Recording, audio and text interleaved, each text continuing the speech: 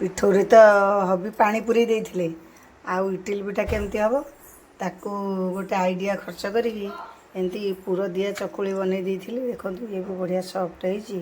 ୟାକୁ ସମସ୍ତେ ଖଣ୍ଡେ ଖଣ୍ଡେ ଖାଇଦେବେ ଆଉ। ସକାଳେ ହବି କରିଦେଇଥିଲେ ଗଡ଼ବଡ଼। ସନ୍ଧ୍ୟାବେଳକୁ ପୁଅକୁ କହିଲି ଯେ ଟିକେ ନଡ଼ିଆ କରିଦେ ଇଟିଲି ପିଠା କରିବା। ସେ ନଡ଼ିଆକୁ କରିକି ପିଠଉ ଦେହରେ ଢାଳିଦେଲା। ଆଜି ବୋଧେ ଯୋଗ ନଥିଲା ଇଟିଲି ପିଠା କରିବାର। ଆଉ ଯାହା ହଉ ଏକୁ ପ୍ରେସର ପିଠା କରିଦେଇକି ଲାଷ୍ଟକୁ ଖାଇଦେବା ଆଉ। ଆଚାରଟା ମୋର ରେଡ଼ି ହେଇଯାଇଥିଲା। ମାମି ଆସିଥିଲେ ଘରକୁ। ମୁଁ କହିଲି ମାମି ଆଚାର ନେବ କି ନା? ହଁ ଭାଉଜ ମୁଁ ଭିଡ଼ିଓରେ ଦେଖିଥିଲି ହେଲେ ଚାଖିନି। ମୁଁ କହିଲି ହଉ ତାହେଲେ ଠିକ୍ ଅଛି, ଟିକେ ନେଇଯାଅ ଚାଖିବ, ଚାଖିକି କହିବେ କେମିତି ହେଇଛି ବୋଲି।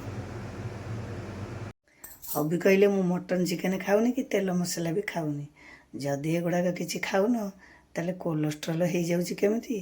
କ'ଣ ଛାତି ଚିରି ଦେଲେ ତୁ ଭଳିଆ ଛାତି ଚିରି ଦେଇକି କିଏ ରଖିଦେଉଛି ବୋଧେ।